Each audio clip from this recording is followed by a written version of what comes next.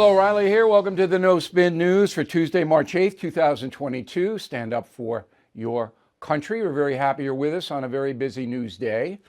And President Biden and oil, that is the subject of this evening's Talking Points memo. Well, so Mr. Biden is not going to buy any more oil from Russia. And that's good. That's good.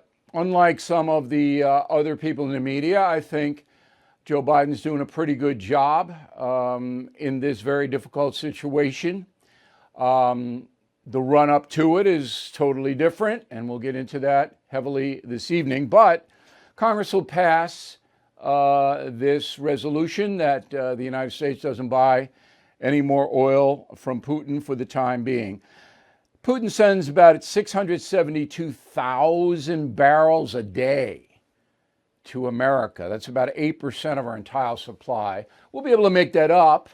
OPEC and some other producers, as well as ramping up U.S. Oil production, which is, of course, where Biden fell down. Right now, the American boycott of Russian oil is not going to hurt Putin all that much. He'll sell it elsewhere, but he has to sell it at a discount, because he's got that oil already earmarked for our shores and it's not coming here. Remember, when you buy oil contracts, when any nation buys them, they pay in advance for the contracts. It's not like the oil gets delivered and then you peel off some bills. That's not how it works. So in the future, the near future anyway, the Russian economy takes another hit. And you know that Europe is going to try to, they can't boycott Russian oil entirely, but they're going to cut back. And that's a great opportunity for the USA, as we will discuss now. So the Biden administration is not telling the American people the truth, and that's not, all administrations propagandize. But the Biden administration has lifted it up to a really, really high level. So now the president is telling, and he did again today, the American people that, these high oil prices, gas prices, it's not my fault. Putin did it. Roll the tape. Well, I think there's no question that, as we have seen, and outside analysts have conveyed this as well, the increase and the anticipated continued increase, which is, I think, what some of your colleagues were asking about, that is a direct result of the invasion of Ukraine. And that's just a sleight of hand. It's just not true. So here are the facts. When Donald Trump left office, the average price of a gallon of gasoline in the USA was $2.57. Okay? About a year later, under Biden, the price had risen to $3, all right, and 7 cents. So it was more than $1 up. That had nothing to do with Putin. Okay, Putin didn't do anything. So why? Why under Biden did prices go up 40% for a gallon of gas? Why? The reason is that from the first day he was in office, President Biden made it more difficult to harvest fossil fuel. So he says, oh, no, we got 9,000 contracts, drilling contracts that haven't been touched. Well, you can't drill without government approval. And the Biden administration was making people jump through hoops to get the approval to harvest oil. And they had to pay a lot more because they had to do this and they had to do that and they had all. So the oil company said, you know what? We're not even going to bother. We're not going to spend all this money because we think that the Biden administration is going to put more onerous, word of the day, onerous regulations on us. So we'll just, keep it below capacity. We'll make money, but we're not going to invest in major drilling operations. And then the Biden administration said, no, Alaska, which is our biggest oil reserve. If we would tap Alaskan oil, we would be entirely 100% self-sufficient, and we'd be making billions exporting.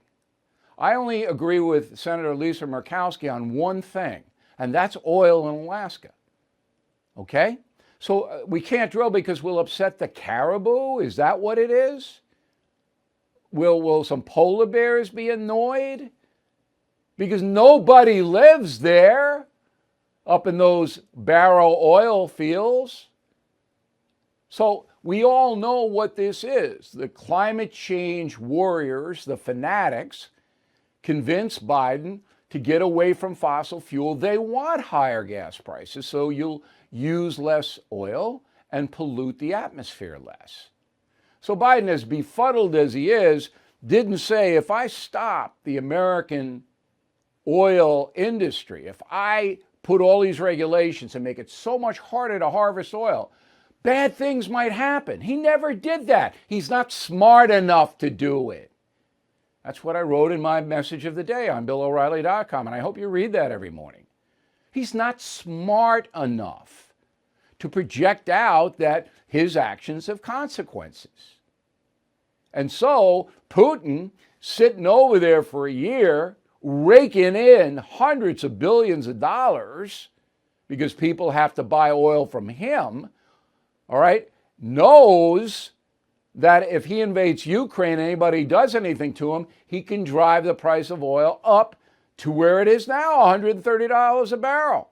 And Putin said, they're not going to come down on me. They know the worldwide economy will be wrecked if I do, but we are coming down on them. And that's a good thing. We'll have to suffer. The whole world will. But we can't let this monster do what he's doing. You can't. Okay, so Biden's not telling the truth, and it annoys me.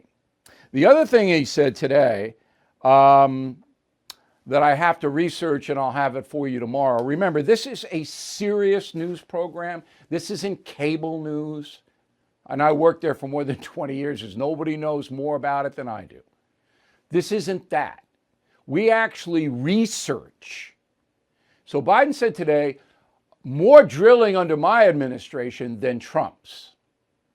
We'll get the facts. We'll get it. It's not easy to get because we have to go through every individual American oil company to get it. But so I'm not throwing it on until I have it. I should have it tomorrow. Got good researchers on it. Now, how does this affect you directly? Obviously, the average American home right now is paying $2,000 more a year for gas and oil and air conditioning, etc. And that will go up. This is according to Yardeni Research, Yardeni. They study this.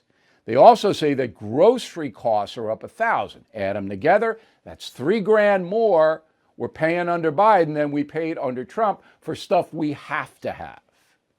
Now that's a lot of jack for people making $50,000, $60,000 a year. So $3,000 nobody was counting on. And remember, the gas prices are the highest in history now. And that's one of the reasons that Putin didn't think that we would lash back so hard. He thought Germany would fold. Germany hasn't folded. Okay.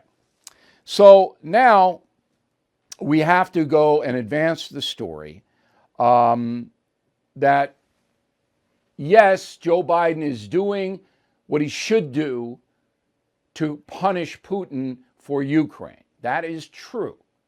Now, I watched some broadcast last night where they're making excuses for Putin. I mean, I'm just shocked. It's just, I mean, I'm sitting there going, are you kidding me? And some of the stuff that's coming out on the left and the right, both far branches, you just say, this is preposterous, but it's there. But I will tell you the truth. This has to be done. Now, here's another interesting oil story. So one of the most liberal senators serving today is Blumenthal of Connecticut. And here's what he says. Go. We need to suspend the gas tax, 18.4 cents a gallon. There's no need for it. In fact, there's a need to suspend it and put pressure on the oil companies to produce more. Well, he's absolutely correct. So you suspend the federal gas tax, which is 18 cents. So for every gallon that we buy, 18 cents of that goes to the government. Well, suspend it temporarily. Suspend it. And then the state should do the same thing. Do you realize in California, You guys out there pay 68 cents a gallon to the state. In New York, it's 48, in Florida, 44 cents a gallon.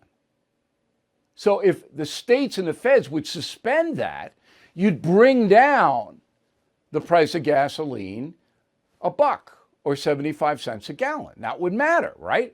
All right, so Blumenthal, a crazy leftist, is correct. However, I asked my staff, I said, research what his past gasoline stands have been. In 2019, March 27, 2019, Blumenthal and other climate change fanatics like Hirono of Hawaii, Markey of Massachusetts, Feinstein of California, Kamala Harris of California, they all filed a brief with the U.S. Court of Appeals for the Ninth Circuit, which is based in California, arguing that major oil companies and producers have interfered and blocked action in Congress on climate change.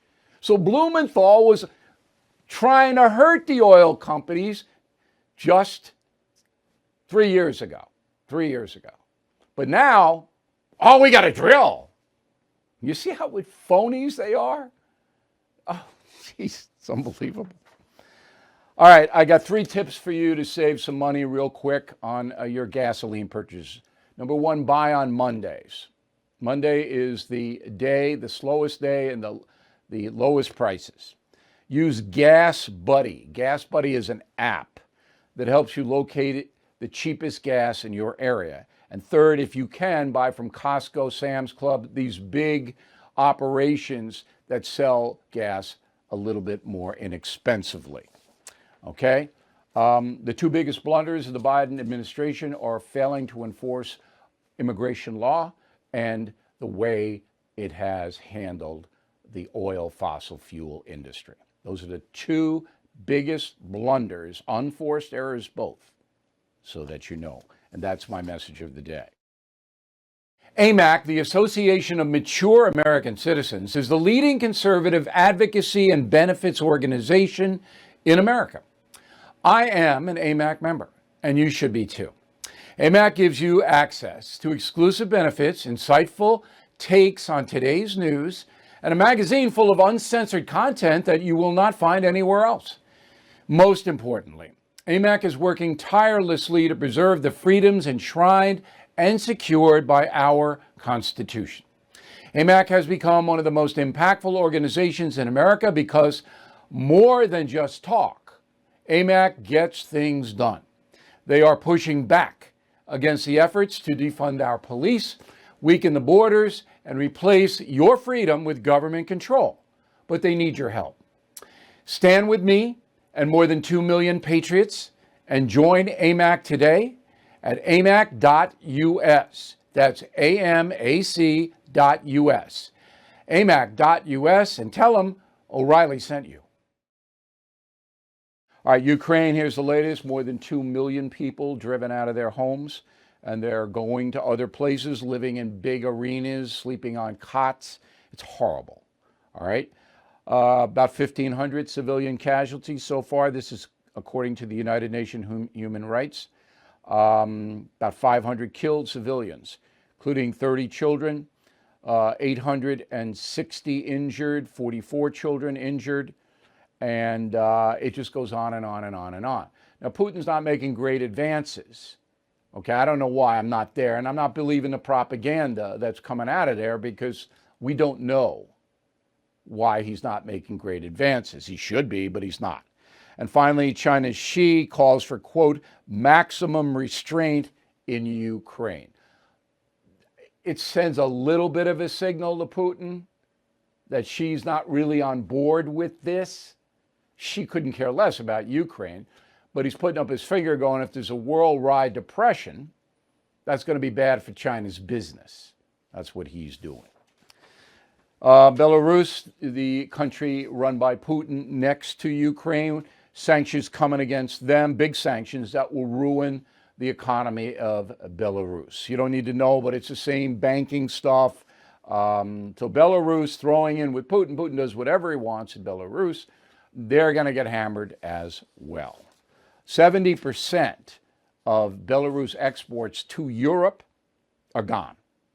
That means that country's going to fall apart economically along with Russia. Kamala Harris, the Vice President of the United States, is traveling to Eastern Europe. She'll land tomorrow in Poland, then she'll go to Romania. I hope she doesn't run into Count Dracula there, so maybe she wraps it up before the sun goes down.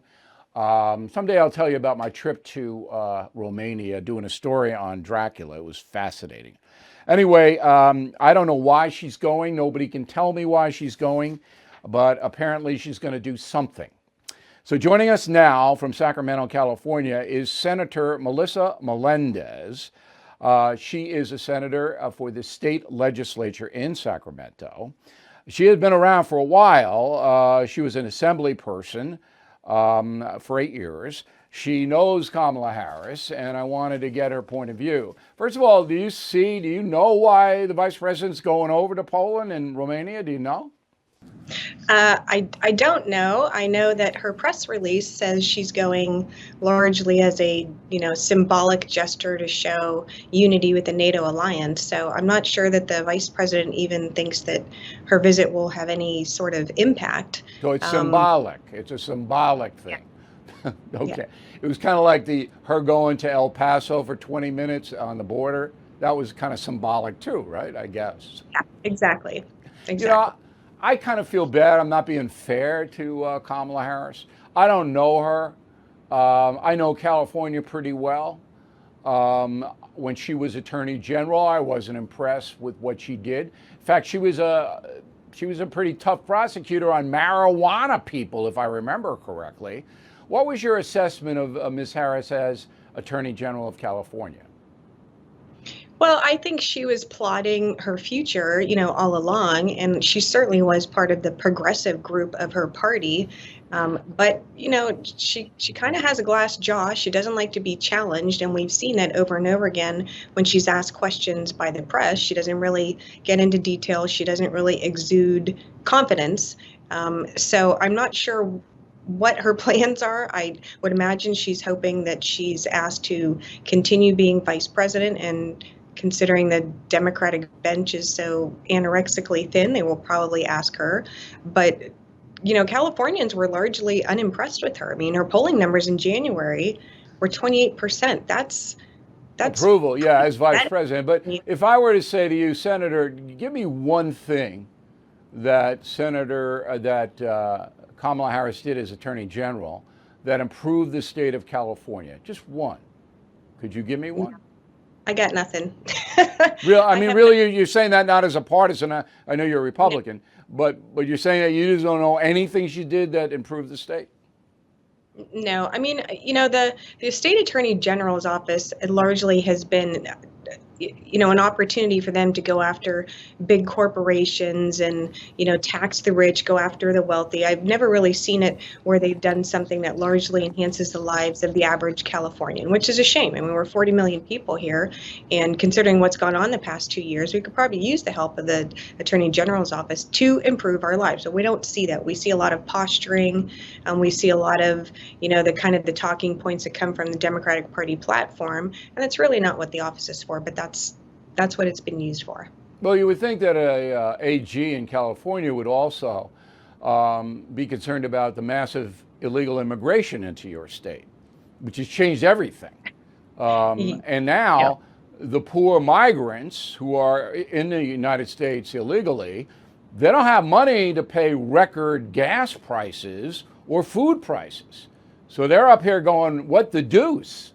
Right. But from what I understand, Ms. Harris she encouraged sanctuary cities and encouraged open borders in California as AG. Is that correct? That's correct. And remember what has happened recently where those 3 children were killed, and the person who killed them was here illegally. He was not supposed to be here. He was released from jail. ICE asked to be notified when he was released from jail so that they could, handle him. And of course, because of the sanctuary state law in California, ICE was not notified. And so what happened, he got out and he went and killed those 3 children and an innocent chaperone. So yeah, this well, is I'm sure you remember what I did with Kate Steinle, and I had a federal law that got up thanks to Ted Cruz and others. almost to the floor of the Senate. In fact, it was attached to another bill that Mitch McConnell knew wasn't going to pass, and that's why he despised Mitch McConnell. But Kate Steinle was the same thing. I mean, that guy, he had 5 deportations on his sheet. He was a dope dealer, an armed dope dealer. And they allowed him to run around San Francisco. And I believe Kamala Harris was the Attorney General at the time, was she not? That's correct. But the concern isn't for the victims when you're talking about immigration here. The concern is always for those who have come here just seeking a better life. Well, of course we understand those coming here to seek a better life, but we are not sympathetic to those who are coming here to do harm to the people who are living here. And look, it was clear to me, and Harris didn't say a word about Kate Steinle, and neither did the governor, Newsom. I mean, it didn't say anything about it. And it was awful. And it was clear to me that virtue signaling has overwhelmed everything in California, everything. And now people are leaving your state more than coming to the most beautiful state in the union with perhaps the best climate. And people are getting the hell out. You think that trend is going to continue in California?